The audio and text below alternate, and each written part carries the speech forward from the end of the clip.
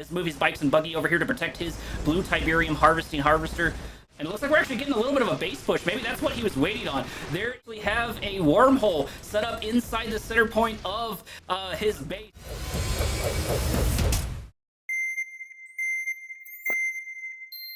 Welcome to Kane's Wrath. I'm your host, Korak, and today's map is Tournament Savannah. Starting us off on the left-hand side of the map, wearing the yellow robes and the Traveler 59 gloves, we have Bike Rush-Owns.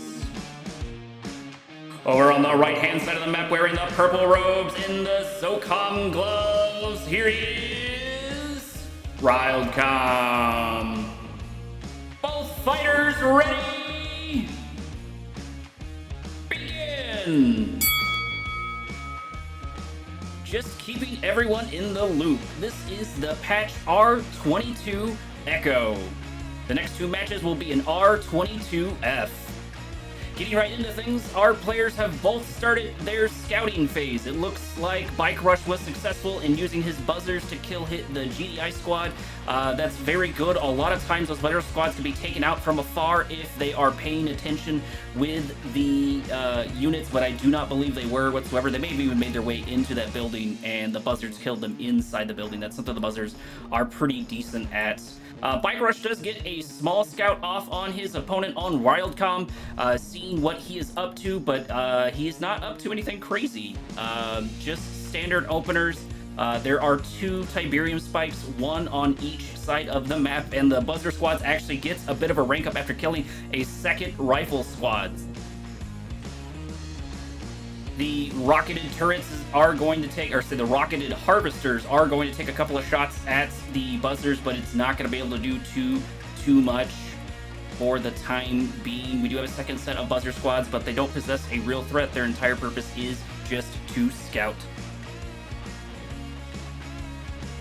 Natural expansion is developing nicely for Rildcom and Bike Rush. They're both doing well on those fronts. Sell off of the watchtower, giving Rildcom some more scouts to move forward. And it looks like we're going to get our first set of APCs and rocket squads. Let's see what he is up against. Nothing quite yet. We are finally building something from the warp sphere, though. Or maybe something other than just harvesters, I should say. There we go. We got our first set of gunwalkers. So we're going to have gunwalkers versus rocketed APCs. And we have 4 rocketed APCs moving over towards Bike Rush's base, maybe trying to get a couple of pickoffs where he can. Maybe he's going for a couple of those harvesters that will remain to be seen here in a bit. He will have to regroup them.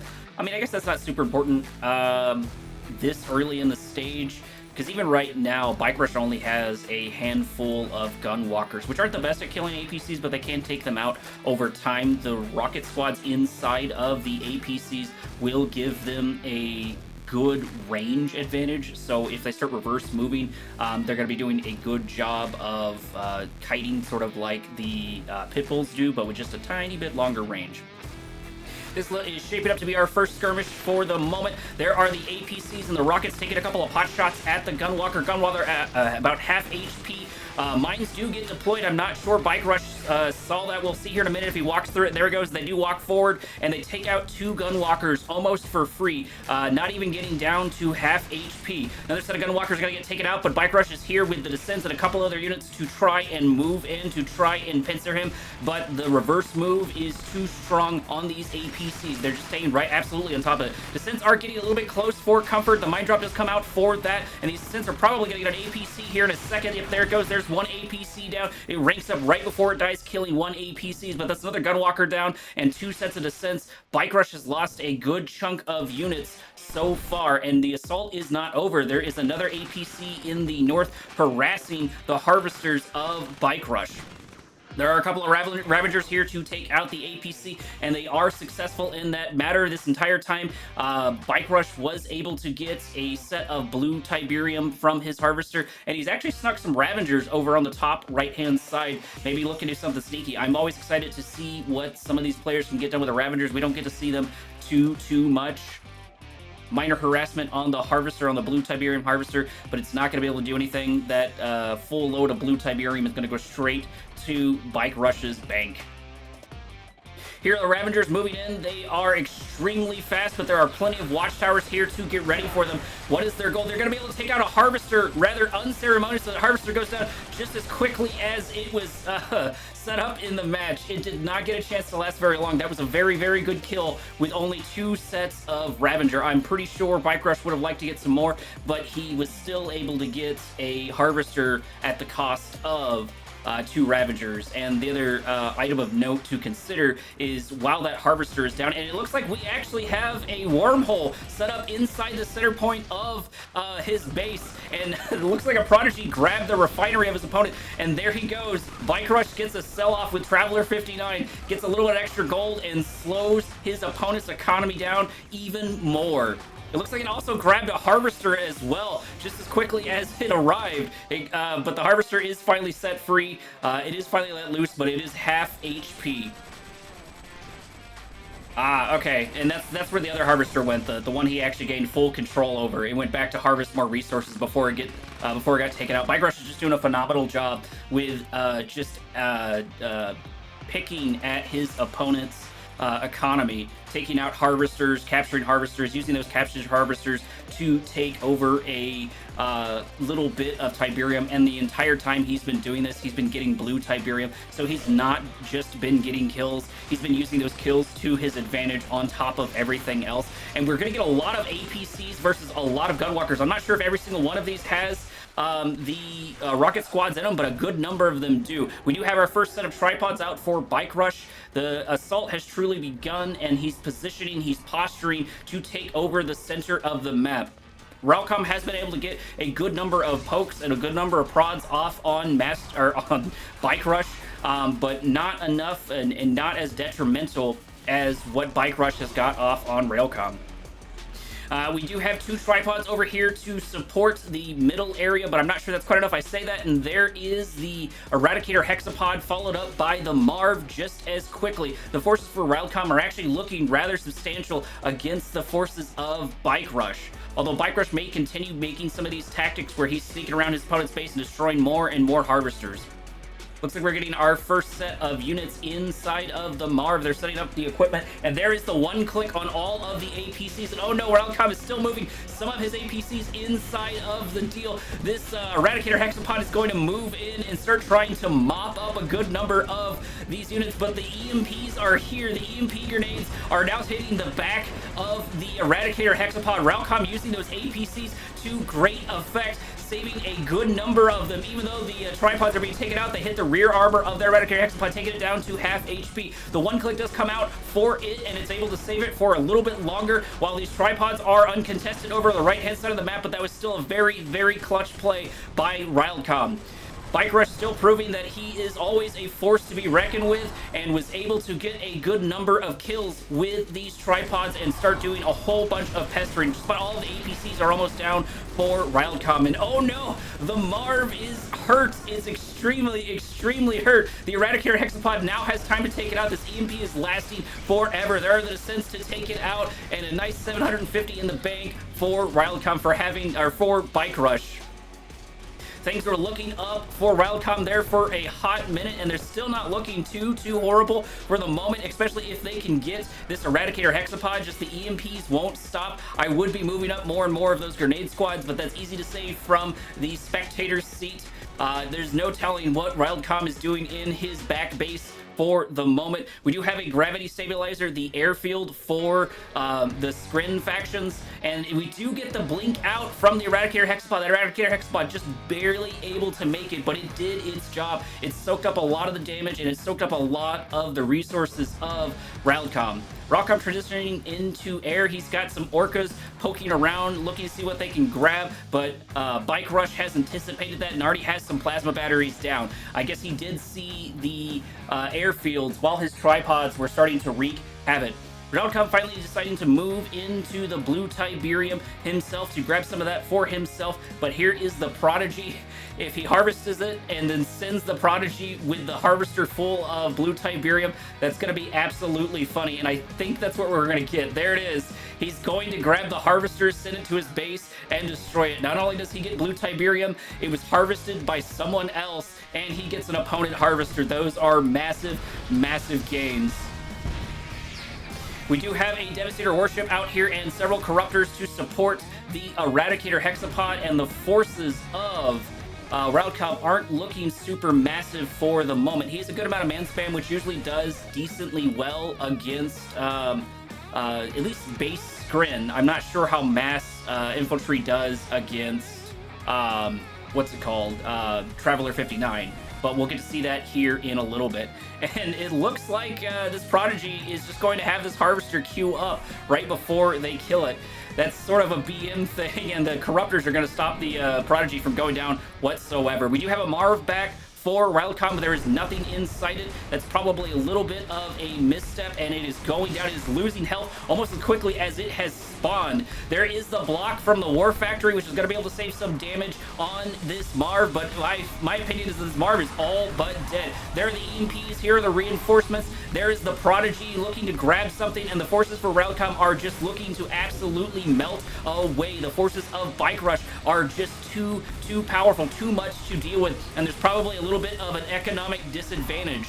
Sniper squads are going to go ahead and grab that Prodigy. That's going to be good for Rildcom, but not at the cost of all of his infrastructure, not at the cost of his units. This is not looking great for him, and there it is. There is the GG, ladies and gentlemen. Rildcom throws in the towel, giving that match to Bike Rush owns. What a clash, Commander! Time to stretch your legs and maybe grab a snack. Match 2 is on the way. Commanders, the stage is set. Match 2 takes place on Tournament Highlands. Today's battle is sponsored by Space Hammocks. Relax in zero gravity. Bringing the heat with unmatched precision over on the left-hand side of the map, wearing the blue robes and the nod gloves, the battlefield sage, Nohaev. With his sights set on victory over on the right-hand side of the map, wearing the green robes and the marked of Kane gloves, the pioneer of tactics, Booka. Both fighters ready? Begin! Our fighters are in the scouting stage of the map. We have Awakened versus Militant squads and Buggies. If the Buggy gets close enough, these Awakened squads can get some AMPs off, or EMPs. Words are hard. It does seem to miss it, and there we go. They do end up grabbing it there in the end. They turn around, take out the Militant squads, hit it with another EMP, and are starting to take a snack down on it. Nohaev may end up losing a Buggy over this, but he might be able to make it back in time to his base. He does take out one of the Awakened squads, but it's not quite enough. There is the repair. It's going to move forward. I'm not sure why he wouldn't skirt it around unless he's just trying to prevent the EMP grenades from the Awakens hitting his harvester or hitting his refinery, and I believe that's what they are going for right now. That would be very good for Booka if Booka could move in, and there he goes. There is the EMP on the War Factory, which is going to delay some of the bike and buggy of Nohaev, but not by a whole lot. We do have a Nod versus Marked of Kane game, so it is Nod versus one of their sub-factions. I don't get to see these fights personally too much, so I'm excited to see where it racks and stacks. Marked of Kane sort of being the man spam faction.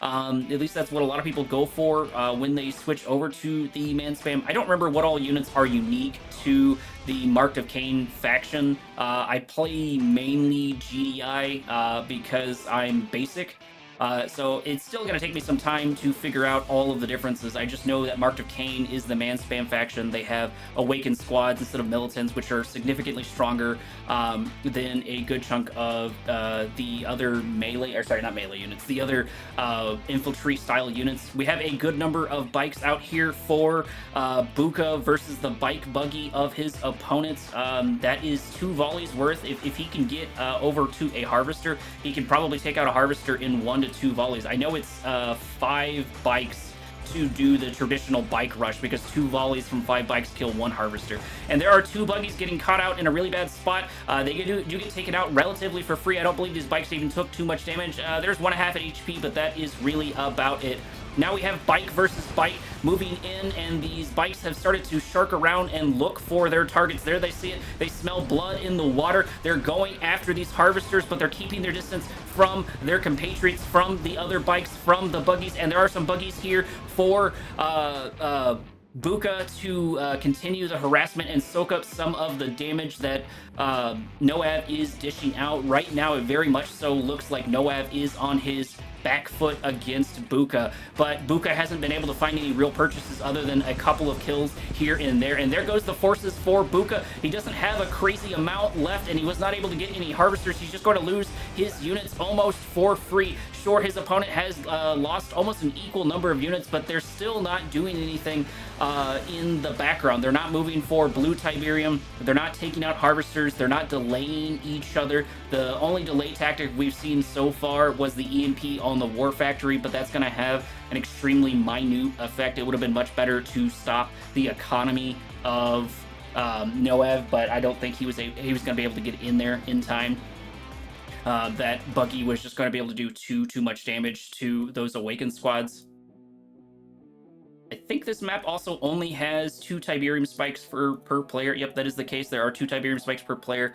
Blue Tiberium is moving up, and maybe I missed it. Maybe Nohaev did grab some of the blue Tiberium in the south. He's certainly going for it in the north, and there does appear to be blue Tiberium missing here. Booka's still sharking around the center of the map. He seems to be doing a pretty good job of controlling this center section. I don't think Nohaev has really ventured except for right now. This is only the real time that he has adventured in here. He does move his bikes and buggy over here to protect his blue Tiberium harvesting harvester, and it looks like he's just going to ignore it. It looks like they're going to try to run around to the back, maybe thinking they had the forces, but Booka's going to lose once again a lot of bike and buggy. Both players here are trying to protect their blue Tiberium harvesting harvesters, but I'm not sure that Booka is going to come out on top of this. He keeps losing units left and right. He's losing these skirmishes, which are not great for him, because even though he has not been taken out, even though Nohaev has not been taking out resources or harvesters just yet, he has still been killing a good number of units. It does look like in the background, Nohaev was able to transition into Scorpions. That is a good answer to the bike and buggy situation, if you can keep up with them. The Scorpion is still a bit faster than the other vehicles, but it's not, or the other tanks, I should say, but it's not faster than an attack bike, and it's not faster than a Raider buggy.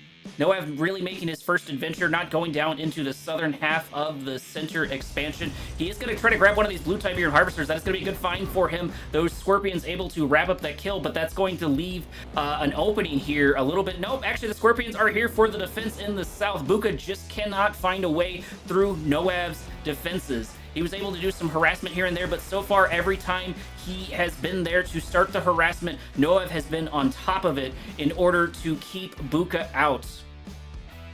The forces for Nohaev are kind of split and all over the place. I think he's just trying to group his Scorpions to deal with his opponent's bike and buggy. And we do have our first transition into avatars. That is it looks like 4 avatars for Booka. That's Booka's answers to the Scorpions. But while this is happening, Nohaev is sneaking around the top side of the map to go after his opponent. It does look like we missed one click there. I'm not sure if it was able to get anything, but there was still a 1 click here. Bike and buggies moving over in, looking for these harvesters. Nohaev looking for a purchase. If he can get a couple of volleys off on these harvesters, he can take it out. Unfortunately, the damage is split, and the bike and buggy of his opponent are here. However, he does notice the Tiberium chemical plant and is going to try to take it out before his units are lost. And there it is. The Tiberium chemical plant does get taken out at the cost of all of those bike and buggies. but I think Nohaev, for the most part, was done with his bike and buggy and just wanted to see what purchases he could get his hands off. And this is a staggering number of avatars for the Marked of Kane faction. I've seen before where Futurama likes to group up man spam with the avatars. That's really good combination because the man spam is going to be able to soak up a lot of shots of various different deals and deal damage, and it works really well versus Scrin, and I think it would work pretty well here if he could grab some man spam with the avatars. Fire sale does happen of the northern expansion. He sells a couple of power plants and a war factory to give himself more resources in the south. The avatars are going to be here to move into the scorpion tanks, but I don't think they're going to be able to grab anything. No, they're just too slow. The forces of Booka are just a little bit too slow. He does push out Nohaev, but Nohaev has this sort of faster moving army, and they're starting to go for the Tiberium spikes of their opponent. Not a bad strategy. The later this game goes, the less Tiberium spikes you have, the more you're going to hurt. And here we go. Booka finally does find some purchase with one of his assaults. He moves his bike buggies in and only gets a couple of shots off on a power plant. Not able to take it out quite yet. He's just not able to find the purchases he needs. And the assault is continuing over in the northern section of Booka's base. Every time these avatars get moved out, Booka just, or sorry, not Booka, Nohaev just moves his forces in and takes out another item. I think he took out a war factory and a power plant, or maybe it was just the power plant. I don't remember everything that was there. Booka also has some forces just sort of sitting here. They did take out that. I'm not sure why they're not going for the Tiberium spike. It is undefended, and his opponent is sort of sitting around his Tiberium spikes. I would definitely be trying to get that revenge. You're not going to be able to do too much with that bike and buggy. You might as well find some purchase with it. Booka does seem to be more set up in the center, but Nohaev is here as well. He has his Redeemer with a flame attachment on it, and we do get the Marked of Kane, not the Marked of Kane, the Hand of Nod, words are hard, taken out by the air forces of Nohaev. There does not appear to be any answer to the air forces just yet. We did get a good number of these enlightened out. That's probably what he was producing as Marked of Kane, those enlightened factions. And this northern expansion is still getting threatened over and over and over. These scorpions are just not going away. They're going to be absolute pests to the end of time, forcing the forces of the Marked of Kane faction, the forces of Booka, to move back over here to try and save it. A good number of EMPs get hit on the Scorpion tanks, so that's going to be great for them, but the whole time, I believe Nohaev can move into the new natural expansion, this contested natural expansion for his opponent. This will still be a lot of avatars to do with, and a good chunk of Scorpions get taken down, as well as, I think, both Harvesters in this natural expansion. This natural expansion, the old main base is just not looking too great for the moment. We have a Spectre supporting the Redeemer over here, trying to take out the air defenses, trying to take out the SAM turrets of his opponent, and switching targets to the Harvester. The Harvester is going to go down as soon as it has a chance to really do anything. These Scorpion tanks are not done. They are now going for the Operations Center in the background, while Nohaev is distracted with the Redeemer. The Redeemer is probably going to get taken down, but there is a fantastic mine drop. I believe those are the magnetic mines, which do more damage to some of the more epic units, because epic units have less defenses against some of the mines. So if you drop them on, for example, a Marv, it's just going to do a staggering amount of damage. And these Scorpion tanks are still absolutely uncontested in now the first natural expansion of Booka. Booka just losing all kinds of infrastructure in the background. He's also deciding to move forward to increase his mastery over the natural expansion, over the primary set of resources. That's probably the best move that he can make, but the Venoms are here and there are no answers to them. Booka sort of just getting outclassed this time around against Nohaev. Nohaev just seems to be all over the place. Nohaev's just taking out units left and right. There is a Redeemer here to start taking out some of these Scorpions, and I believe Nohaev has forgotten about those units, or is just trying to tie up that Redeemer as long as possible while he goes for his real threat, which is this contested natural expansion in the center. There are the SAM turrets to start dealing with the Venoms, but I think it is still too little too late. Almost all of them, I take it back, all of them do get taken out, but at the cost of a good chunk of the infrastructure and a whole bunch of the Harvesters and a good number of units of Booka. Booka is not out of this fight yet. he has these sets of Tiberium to grab. He can definitely expand more into this natural expansion, and he does seem to be the one that is primarily here, but Nohaev has a lot of resources in reserve that he can grab. I'm not sure if he lost some harvesters when I missed it, or what, or if he just elected to not build too many harvesters to make his Tiberium last a little bit longer. I'm unsure for the moment, but the forces of Booka are looking rather anemic. He does have a Redeemer, he does have 2 avatars, but that is a far cry from how many harvesters he had, or how many avatars he had before. I want to say he had like 8 to 10 harvesters. Sam turrets taking pot shots at the bombers. Oh, no, they did get a shot off. They got a 1-click, killing the refinery for Booka. Booka's just taking hits left and right to his economy. More Scorpion tanks moving into the old main base of Booka. Booka just cannot defend everything at once and is having to move units back and forward.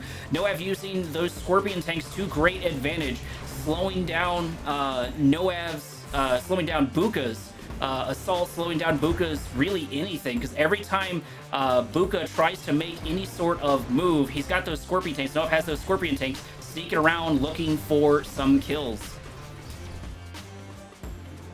I did hear the sounds of another Redeemer popping up. There he is. There is now a Redeemer to contest the other Redeemer of his opponent, and unfortunately the Redeemer of Booka is at half HP. There are no units inside it whatsoever, no engineers. I would definitely be putting some engineers in that Redeemer, because that is going to be your primary tank. You need that to delay the enemy as long as possible, especially if you have to do this running back and forward like you're having to in order to defend the base.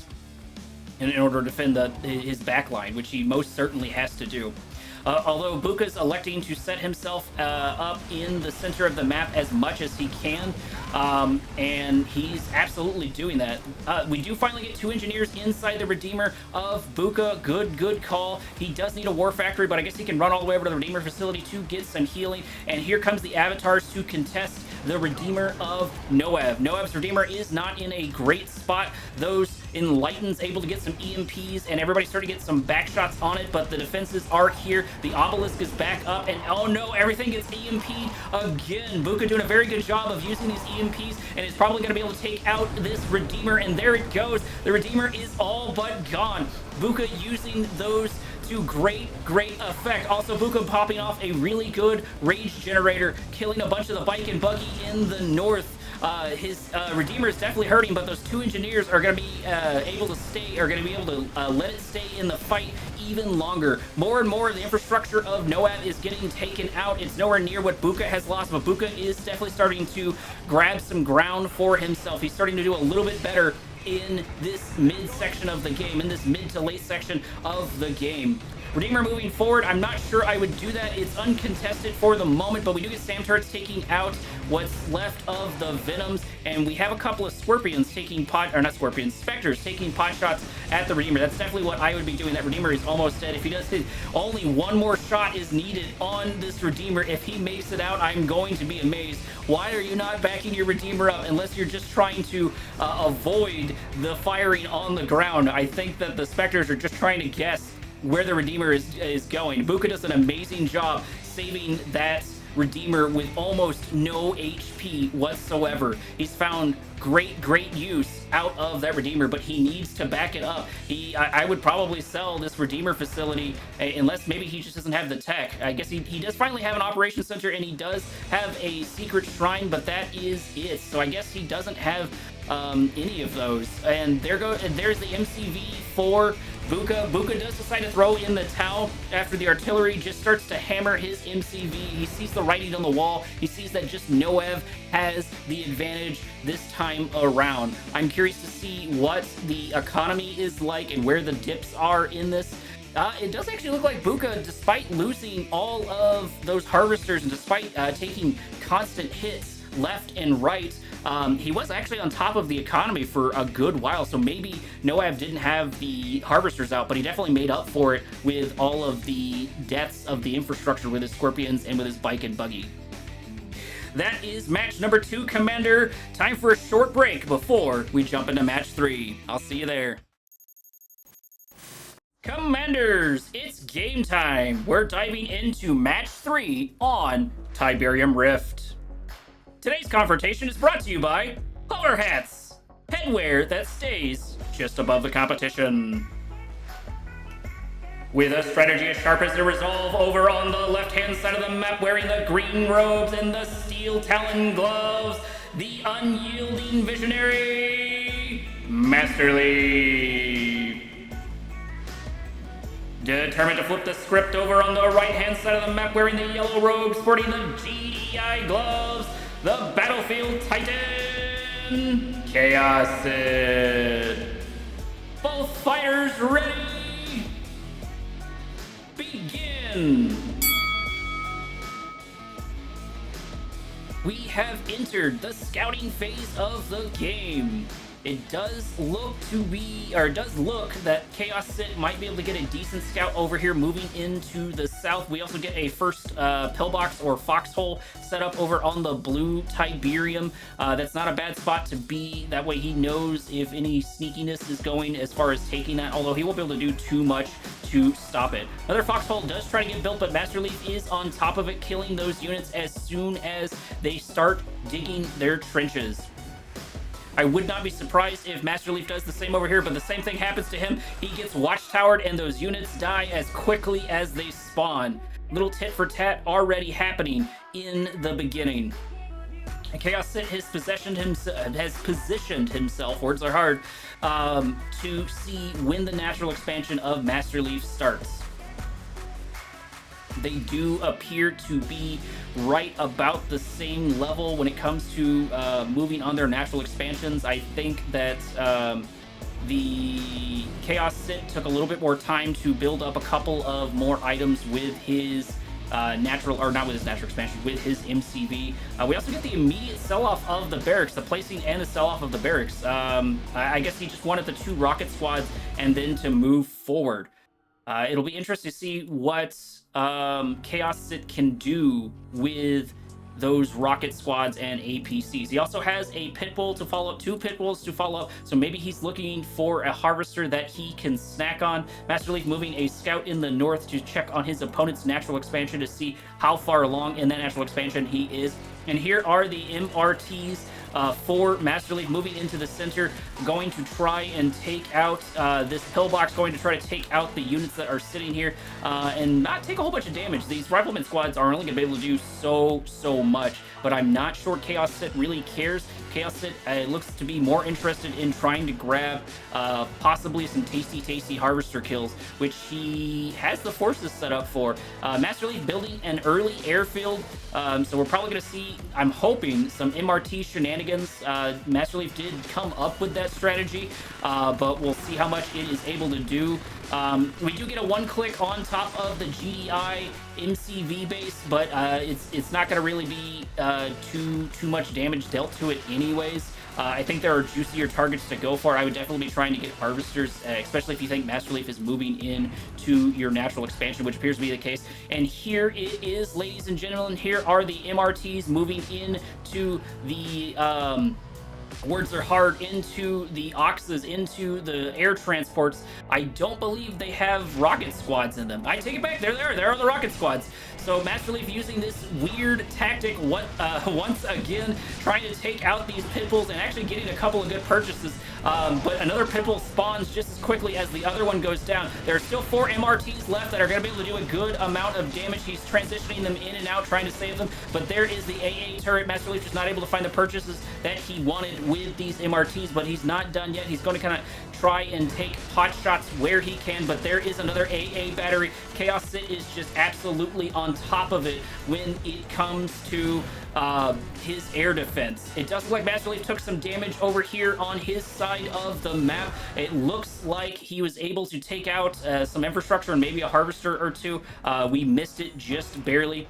Only 1 MRT is left out of that, and I don't believe it has. No, it does not have.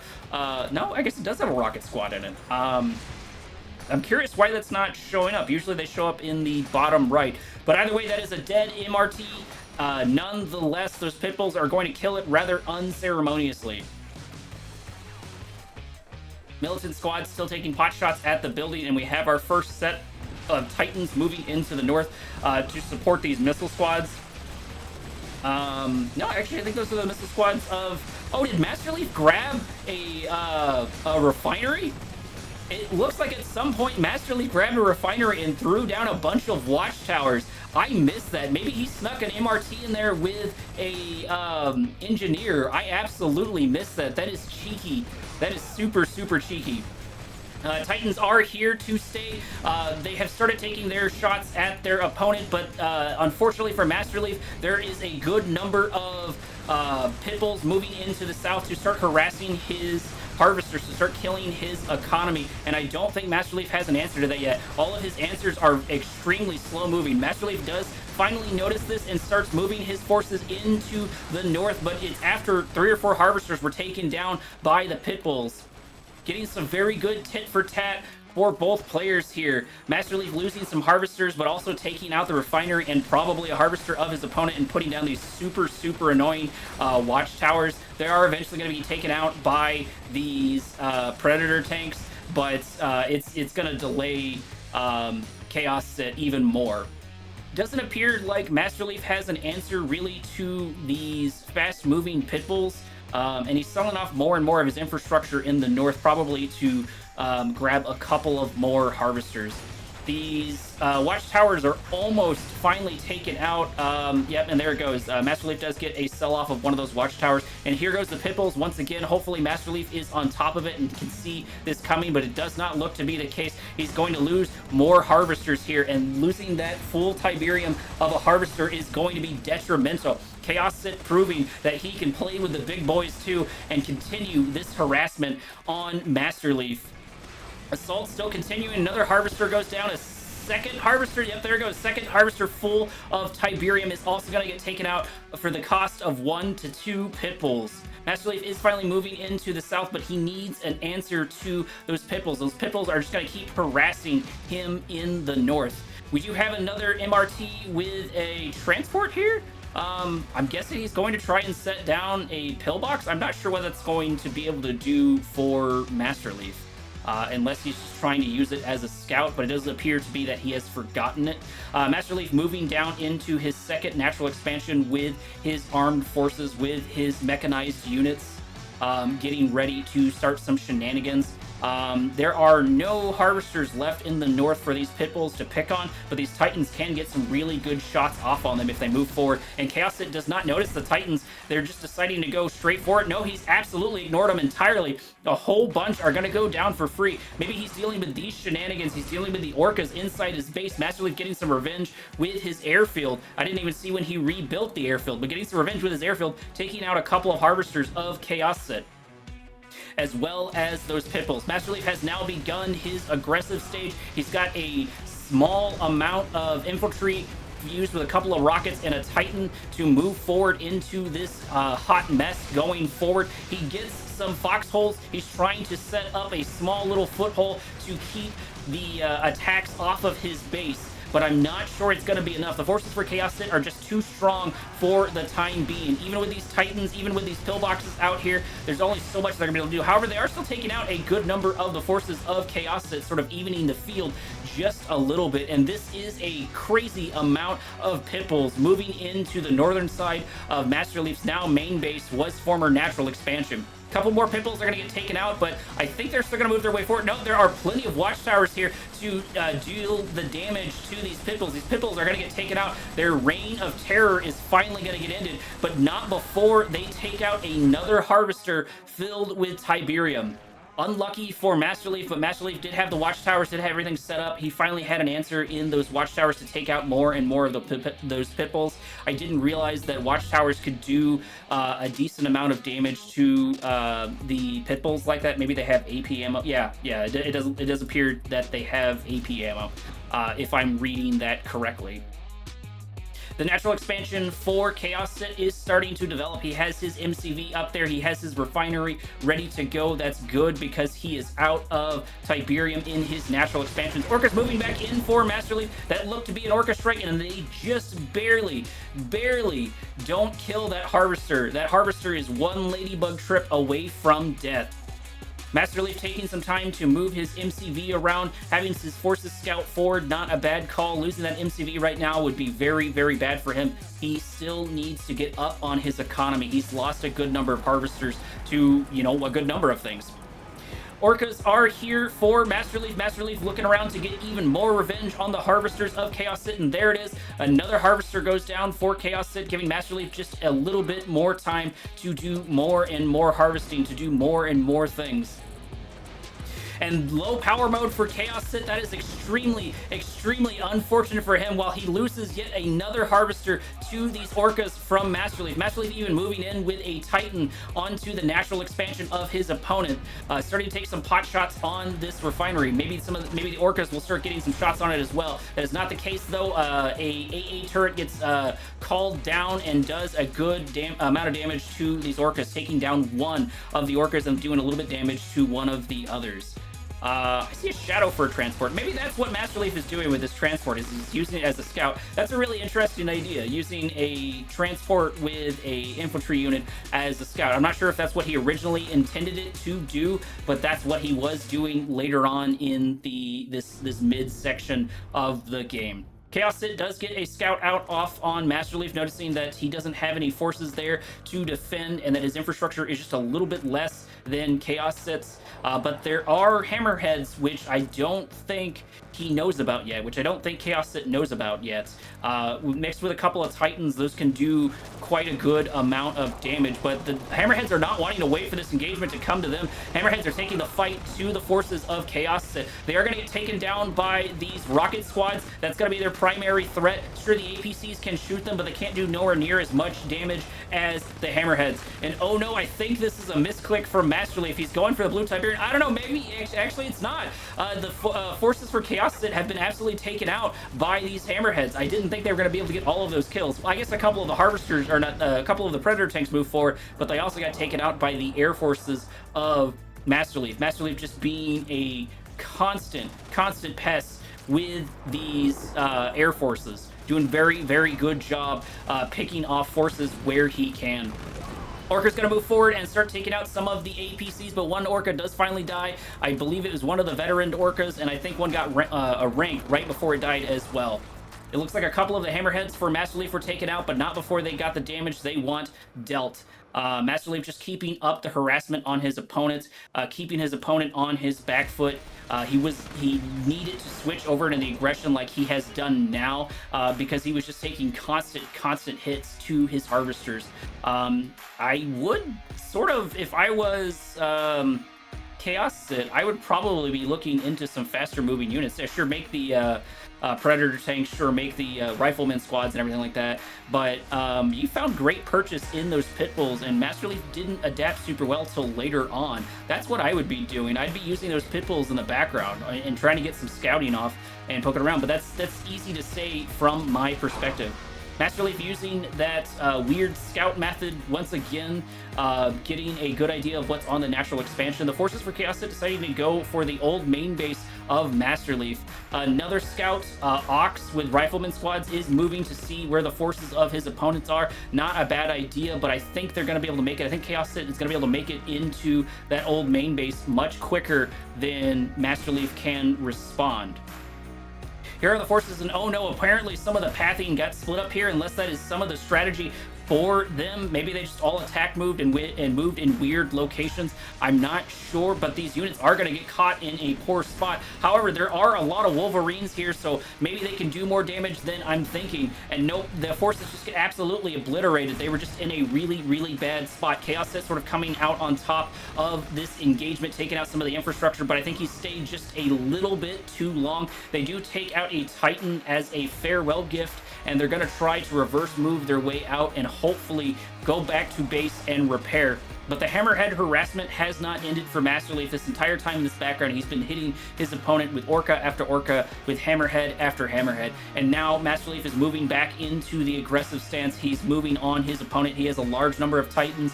He has a decent number of Wolverines and a handful of infantry to start soaking up some of this damage. This is looking to be one of the bigger fights so far on the map. Everything else has been like this minor tick and tack harassment, and they've been able to get a good number of kills and whatnot for this. And here we go. This is a large number of rocket squads moving into this force, and I think most of the Wolverines have been taken out. Here are actually a couple of reinforcement of these Wolverines. The Wolverines are going to do a very good job of mopping up this man spam of their opponent. MasterLeaf moving into his opponent's base, doing a large amount of damage with these Titans. These Titans right now are uncontested because the Wolverines, the rocket squads, are tied up in dealing with the Wolverines. MasterLeaf just literally walking over his competition, taking out infrastructure, taking out harvesters of ChaoSiT. This is really, really not great for ChaoSiT. He's lost so much over here. It looks like ChaoSiT is also in low power mode. Sell off some of those AA batteries, man, or put something down. You don't need quite that many AA batteries anymore unless you're still worried about the hammerheads, but they're not going to do any good if you do not have any power. It looks like ChaoSiT has taken a note from MasterLeaf's books and has moved into some orcas. Yeah, there is the base right there, or the airfield. I did miss that. He did take out at least one harvester, maybe two while we missed it. ChaoSiT still has a decent number of man spam, but if, yeah, it looks like MasterLeaf is going into these Wolverines. He felt like maybe he just didn't have enough Wolverines that time around. We do get the sell-off, or the, I'm sorry, the destruction of this airfield. MasterLeaf able to grab that on his way out, but unfortunately the Firehawk's going to get downed for it. The assault is moving into MasterLeaf's natural base. Both these players doing really tit-for-tat stuff. You attack me here, I attack you there. You use orcas, I use orcas. They're just bouncing back and forward and using the same tactics on each other and watching it over and over. I'm not sure if that was another destruction of a refinery or if that was a sell-off. I didn't see any money generated for ChaoSiT, so we'll see what that is here in a little bit. Everybody's positioning for another fight here. Hopefully MasterLeaf moves his harvester back in time. That does appear to be the case, but this is going to delay MasterLeaf's expansion. I'm sorry, not expansion. This is going to delay MasterLeaf's economy just a little bit. These forces are doing what I see Bike Rush do a lot, which is, you know, a really good idea. You don't necessarily have to fully engage, but if you can stop your opponent from harvesting by hanging out in like their northern section or one of the other sections of their natural expansion, that'll look super great for them. And it looks like we're actually getting a little bit of a base push. Maybe that's what he was waiting on. There is the construction yard getting deployed. We also have a Shatterer here, which I'm not sure how well the Shatterer does against these Wolverines, but these Wolverines are just absolutely chewing through the competition. They're doing what it says on the tin, and there we go. ChaoSiT lost those forces. His MCV was in a terrible spot, and he does decide to throw in the towel. He decides to call it GG. ChaoSiT making a very good account of himself against an opponent like MasterLeaf. Not too many people can rumble with MasterLeaf and come out on top or do really well, but he was able to make a very good accounting for himself. That's it for now, Commander. I have been your host, Korak. Transmission out.